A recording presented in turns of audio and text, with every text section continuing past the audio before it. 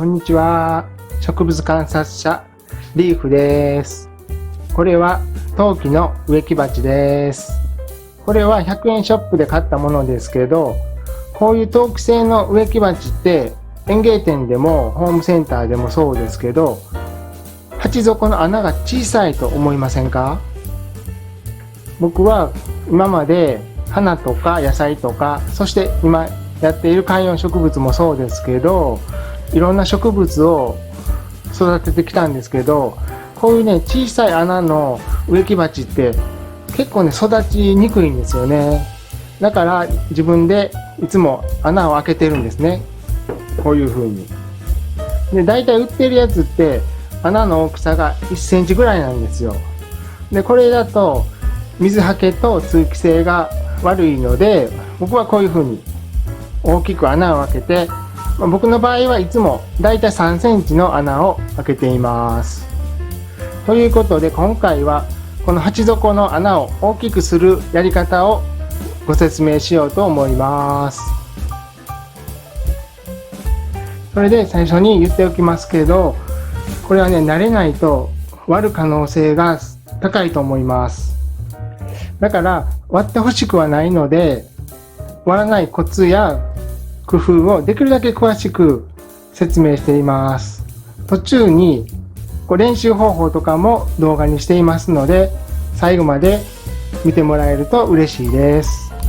そして実践するときや練習のときに後から繰り返し見れるように、概要欄の目次とチャプターから各工程ごとに見れるようにしていますので、よろしくお願いします。穴を開ける方法として簡単なのは、こういう電動ドリルを使うことが一番簡単です。ドリルの先にこういうビットをつけて、これはね、陶器用じゃないんですけど、陶器用のこういう形をした、ここにね、ダイヤモンドの粉がついたビットがあるんですよ。これでね、こうやって当ててギューンと削ると簡単に穴が開きます。でも今回はこのドリルを使わない方法でやりたいと思います。こういうドリルを持ってない方や、こういうのちょっと怖いなーって思う方のために、100円ショップとホームセンターで買ったもので穴を開けます。そしてこれが今回使う道具です。まずはこれは金槌ハンマーですね。で、これはセンターポンチといって、こうやってハンマーで叩いて削るというか穴を広げるものです。そして油粘土、変形する粘土ですね。で、養生テープで、これはラップです。これは、コストコで買ったラップです。ラップなら何でもいいです。そしてこれはヒューが軽石なんですけど、軽石とか石とか砂利とかそういうものですね。まずは金槌です。これはね、100円ショップのダイソーで買ったものです。何でもいいですよ。握りやすければ自分の使いやすいものでいいです。そしてこれが今回一番重要なもので、センターポンチというものですね。これは残念ながら100円ショップには置いてなくて、ホームセンターで買いました。これはね、250円ぐらいでしたね。だいたいね、安くて200円台から500円ぐらいであると思います。で、これはね、長さが 125mm、12.5 センチですね。あとね、10センチのと9センチ、それぐらいのがあったんですけど、僕はね、この 12.5 の方が握りやすかったので、これにしました。それで、この直径が10ミリのものを買いましたね。あとね、8ミリがあったと思うんですけど、ここはね、この握りの問題なので、もう好みですね。僕はちょっと太い方がいいかなと思ってこれにしました。こういう工具って手の大きさやその人の持ち方の癖によって変わってくるんですよね。だから絶対とは言わないですけど、もし最初に買うのなら僕は10ミリをおすすめしますね。なぜかというと、指に当たる面積が大きくて安定するんですよ。だからこっちの方が買うとしたらいいと思います。もの自体はこういう金属の棒っていうか、結構重たいですね。それでここを握ってグリップの部分ですね。そしてこう先端が少し細くなっていて、この部分で陶器を削るというか、叩いて割っていきます。次に養生テープです。これは100円ショップのダイソーで買いました。こういう白い色のものがいいです。テープってね、いろんな種類があるんですけど、この白い養生テープが僕はいいと思います。なぜこの白の養生テープがいいかというと、こうやってね、わかりますかね、ほら、指が透けて見えるでしょ。下が透けて見えるので、割っている状態がよく見えるので、この色がいいです。あとね、グリーンのやつがあるんですけども、やっぱりこの白の方が見やすいです。これね、100円ショップの養生テープなんですけど、前使ってたのがね、僕ホームセンターで買ったやつなんですけども、その方がね、透明度が高くて見やすかったです。あと、このね、布製のガムテープだったら代用できます。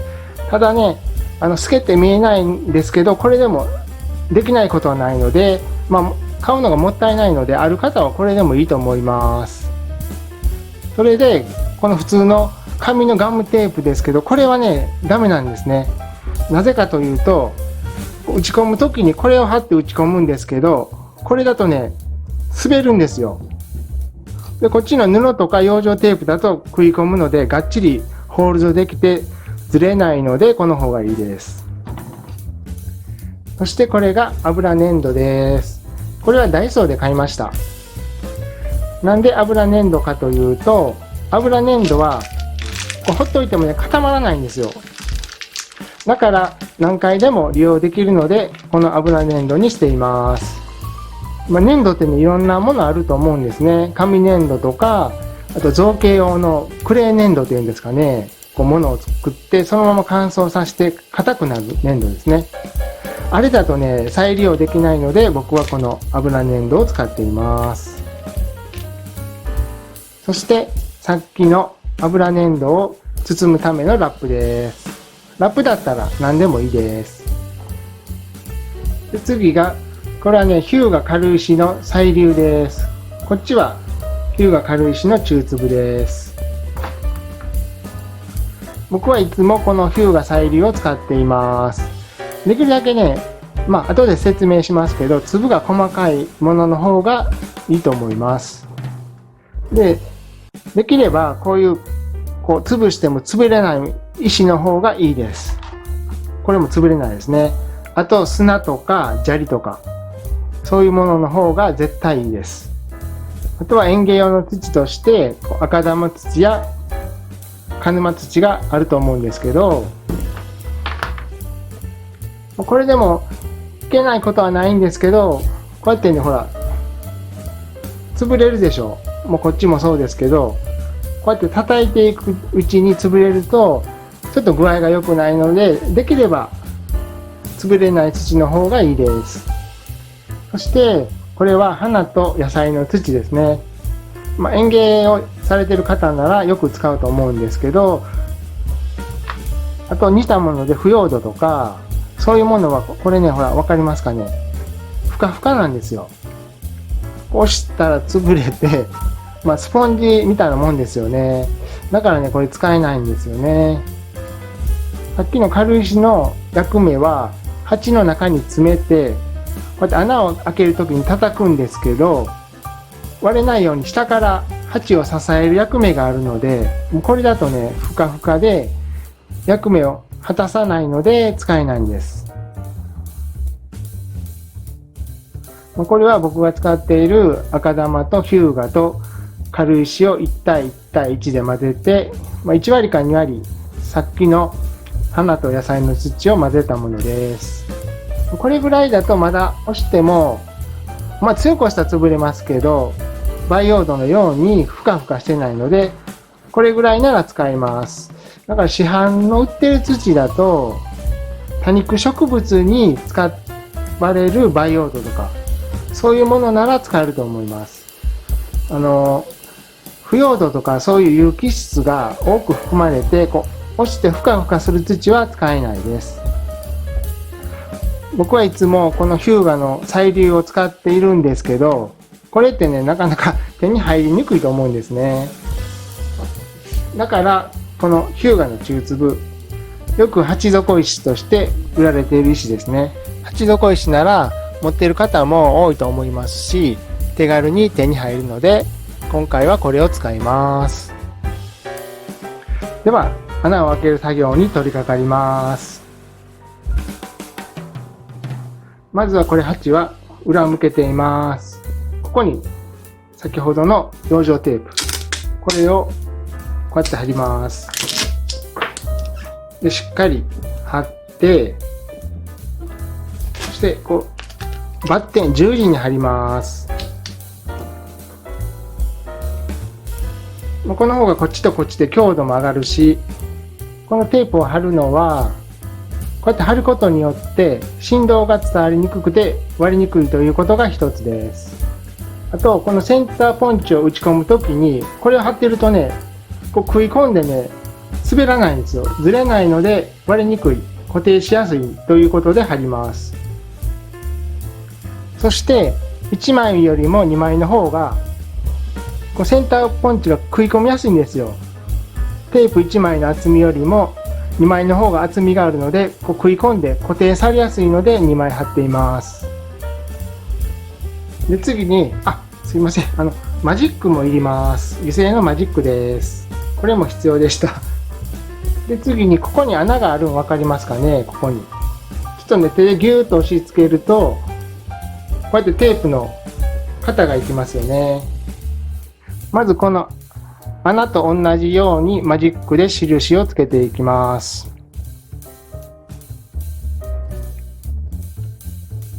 それで次に開けたい大きさですね。僕は3センチなんで、ここから 1.5 ずつかな。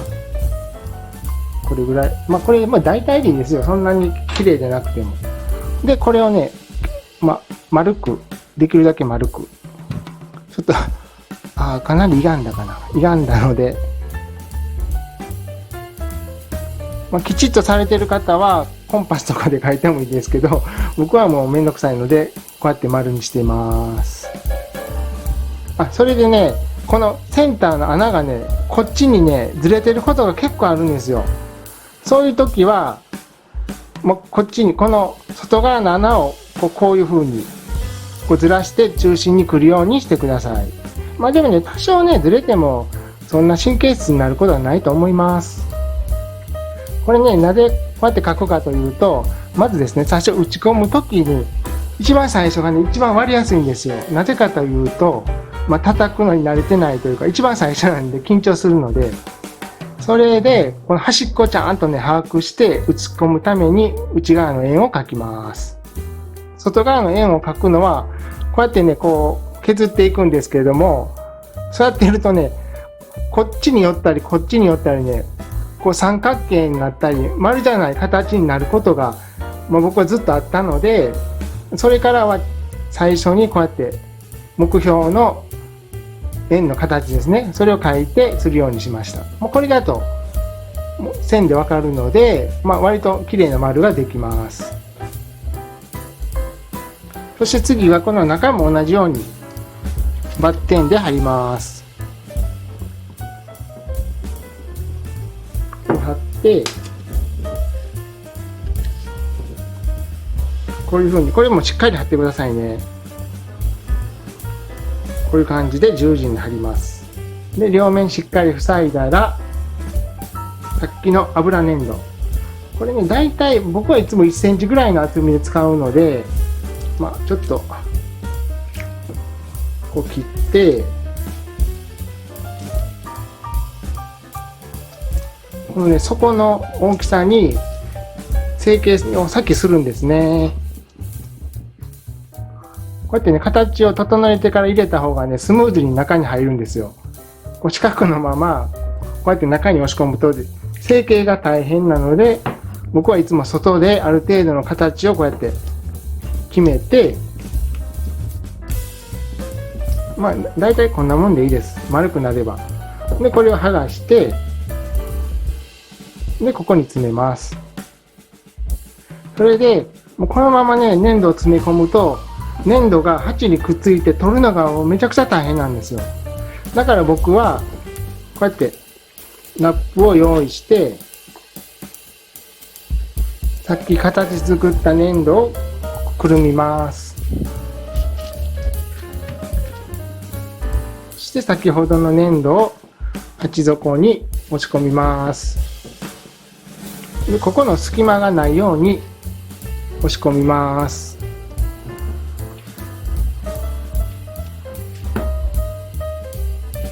こういう感じですね。ここに隙間があるとここにね軽石の粒が入り込んだりするので、ここはしっかりした方がいいと思います。次にここに軽石を詰め込みます。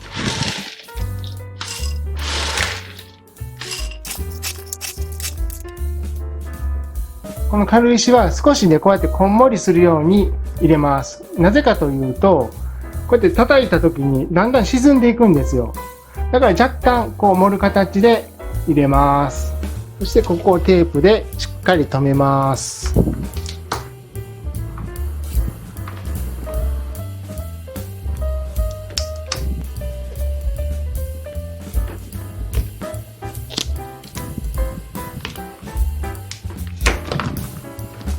ここからはみ出ないようにこう端っこまでしっかりぴっちり留めます。そして次にこれでも大丈夫だと思うんですけども、僕は万全を期してこのテープの端をこうやってピチッと留めます。ここがね剥がれないようにするためです。これで完璧です。特に表面がザラザラしているものはテープが剥がれやすいです。だからここはきっちり留めます。軽石の説明の時に粒が小さい方と言いましたけど、粒が小さい方がいいのはこのね粒同士の接地面積が大きくなるので、その分粒と粒ががっちりと組み合ってこう摩擦抵抗が大きくなるので、こう押してもねずれにくいんですよ。でこうやって粒が大きいとこの当たる面積が少なくなるんですね。この接触ポイントっていうんですかね、それが少なくなるので摩擦がね少なくなるんですよ。でこうずれやすいので沈み込みがね起きやすいんですよ。だから僕はこれを使っています。あと軽石を入れる役割として、この面をね下からしっかりこう沈み込まないように支えるんですよ。次にこの鉢を裏返してこうやってこうグリグリこの隙間が開かないように少し埋めた感じにします。これはこうやって叩くときにここはグラグラしないためと、これ多少のねクッションになるんですよ。だからここはね普通の土でもいいと思います。赤玉とか鹿沼でもここはいいです。花と野菜の土とかはふかふかの土はねこう沈み込んでここに力が加わらないので割れにくいので、赤玉とか鹿沼とか、普通の土ですよね。庭とかにある赤い土とかああいう土ならいいと思います。ただ土は鉢が汚れたり飛び散ったりすると掃除が大変です。そしていよいよ緊張の一瞬です。このポンチをこうやって持ってこの元の穴の円ですね、この端ギリギリをこうやって置いてここをコンコンコンって叩きます。それで最初に叩くときはほんとギリギリです。1ミリもいかないようなちょっとかかる感じで、ここでこうグッと押し込みます。そしたらテープに刺さって固定します。でここで打ち込むんですけど、本来ならこういう風に自分の方へ向けて打ち込むんですけど、今日は撮影なので分かりやすいようにこうやって横に向けて打ちます。あとはこの上を金槌で叩いてコンコンコンってするんですけど、この角度ですね、若干内側に入る角度、こう入るとダメです。でこっちに入るともっとダメですね。これなぜかというと、こっちに亀裂が入るからですね。こう中の穴にこう打った時にストーンと抜けるように、この若干何度かな、ここが垂直だとしたら少し斜めにして打ち込みます。では打ち込んでみます。こうやって内側にこう抜けるんですよ。で、力が逃げるので割れにくいです。で、1箇所打ったら、ちょっとこれ回してもいいですけど、次その横、もうほんのちょっとずつです。1ミリでも多いぐらいです。で、こうやって打って、こうやってだんだんちょっとずつ開けていきます。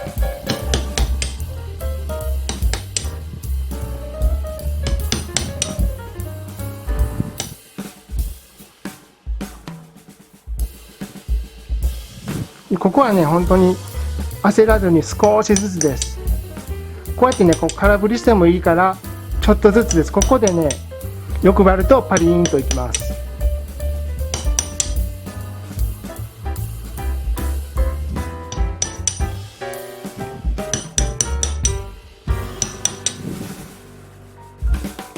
だから最初はこうやってこう打ち込むときは垂直に固定して、打つときにこうやって斜めにする方がいいかもしれませんね。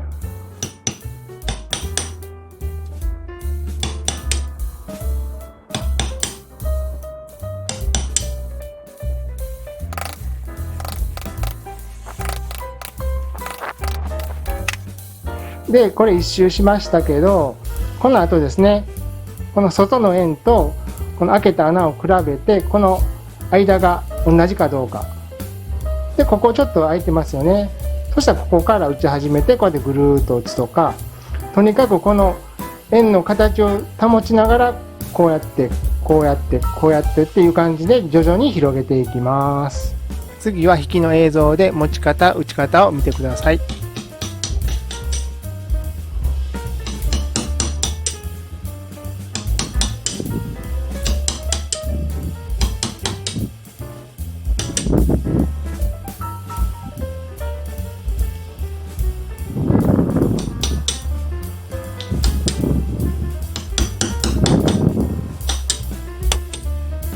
で、この割り方なんですけど、こう一発でストーンと抜く感じじゃなくて、こうやって軽く叩いて、こう1枚上を飛ばして、で2枚を飛ばす、2回で割るっていうイメージです。わかりますかね。で、ここで軽く上を割って、で2回目で全部ストーンと抜く。こういうイメージです。わかりやすいようにホワイトボードで説明します。これが鉢を横から見た。こうですね。ここに穴があって、横から見た図です。で、開けるときはこうやってセンターポンチを打ち込みますね。そしたら1回目で、このこういう感じに、ここをこっちに切り落とすっていうイメージですね。で、こう切り落として、で、ここに、この破片が来ますね。で、こう残ってますね。で、これが垂直で、で、次にこれをコンコンって叩いて、で、これを落として、こうまっすぐする。こういうイメージです。だから一発でここストーンと抜かないで、半分ずつ抜いた方が安全です。小さな力でちょっとずつ割る方が割りにくいので、僕はこうやって割っています。ではさっきの説明を踏まえて割ってみますね。1回目でこうやって、この時も1回、こう一発でコーンといかないで、コンコンコンコンコンという感じで進んでいきます。いきますね。で、こうやって斜めに1回目が割れたら、次はここをもう少し立てて、この斜めになった分をまっすぐにこうやってする。こういうイメージで割っています。ちょっとずつ叩いて、すみません。一発でポーンってやると割れる確率が高いので、少しずつこう叩いていきます。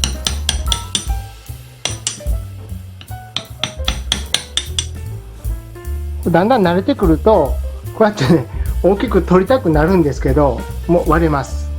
一回ね、割ったらどれくらいで割るかわかるんですけど、まあでももったいないし、こう割ってほしくないので、こうやってしつこく説明しています。もう本当割りやすいので、ちょっとずつです。叩く時も力を使わないで、金槌自体の重さを利用して上から下に落とすっていうイメージです。そしてこんな風に無事穴が開きました。だいたいね、僕でもう5分ぐらいで開けれます。最初はね、15分ぐらいかかったかな。こう力加減が分かってくると早くできます。でもね、本当何回も言いますけど、最初はとにかくね、時間かけてゆっくりやってください。慣れるまではもう割るので、本当に気をつけてくださいね。いきなり本番の陶器鉢に挑むのは不安かなと思ったので、動画の最後に気を使った練習方法を紹介していますので、よかったら見てください。そして穴が開いたら、ここから出して、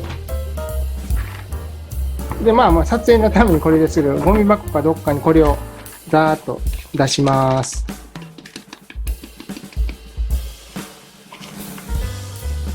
そしてこれを剥がしますね、テープを。この時にこの破片が鋭いので、飛び散ったら危ないので気をつけてくださいね。僕踏んで足の裏切ったことあります。で、こうやってもうこれを出し切ります。そしてさっきの破片を全部捨てたら、このテープを剥がすだけです。剥がして、これは何回でも使えるので、僕は元に戻してます。そしたらこうやって出てきますから。で、この粘土をこうやってラップに包んでいると、この石とくっつかないので、この石は何回でも使えますし、粘土も綺麗なままです。で、あとはこれを剥がすだけですね。この粘土を使う理由は、これが鉢ですね。で、こっちに穴があるとしてください。こうやって粘土でここにぴったりくっついてると、ここに隙間ができないですよね。でも、もうこれは鉢底石のつもりで描いたんですけど、これだとここにほら隙間があって、ここをね支えてないんですよ。だからここをズドーンと打つと割れやすい。でも粘土があるとこうやってぴっちりと当たっているので割れにくいんです。だから粘土を使っています。本当は全部粘土を使えばいいんですけど、それだとねコストが高くなるので、この1センチだけ粘土を貼る方法に僕はしています。で、この粘土は僕はもうこのままにしておいて、ラップが破れたらラップを変えたり、あと大きくしたり小さくしたりするときは粘土の形を変えてラップで包んでっていう感じで使っています。無事大きな穴が開きました。大きさは3センチですね。もうこの大きさは好きな大きさでいいと思います。で、裏がこういう風な感じで、中はこうですね。僕こっちから抜いているので、この周りはちょっと取れてしまいますけど、まあ見えないんで僕はこれでいいかなと思っています。ここで本番に挑む前の練習方法をご紹介します。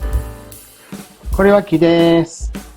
こういう木の切れ端とか板とか何でもいいので木を用意してください。まず持ち方です。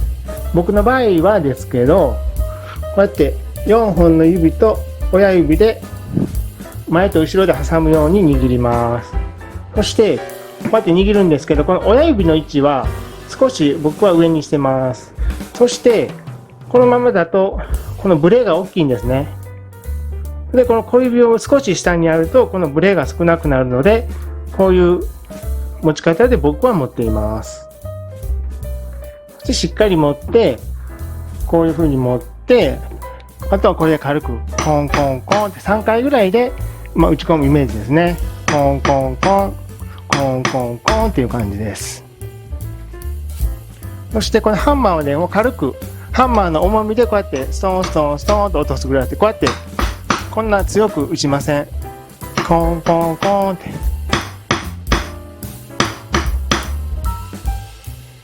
で、具体的な練習方法はこう置いて軽く1回でコーンって打って、で次にコンコンって2回打つとちょっと深くなります。で3回打つと穴の大きさが変わっていくので、これを自分で調整できるようになるまで練習します。1回で2回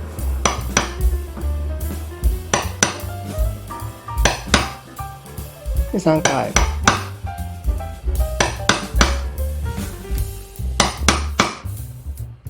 ブレずに打てるようになったら、ここがね鉢の穴だと仮定して、ここをこうやって抜く練習ですね。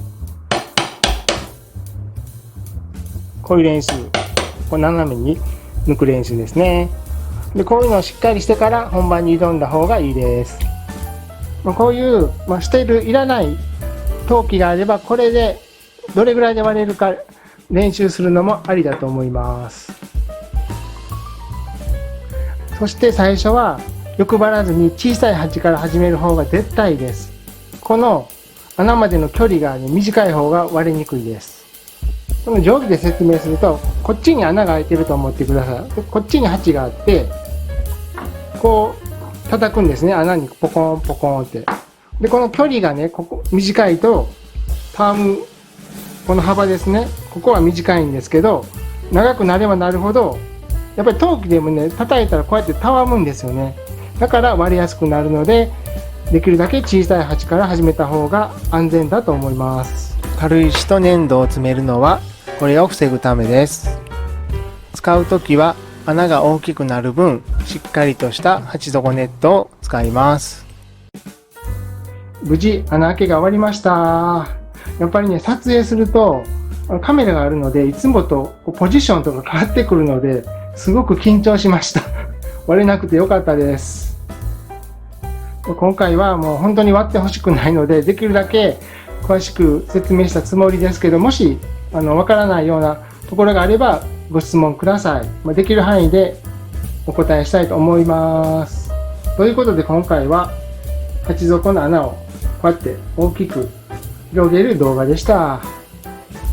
もしよかったら高評価やチャンネル登録の方も励みになりますので、よろしくお願いします。では、ご視聴ありがとうございました。またね。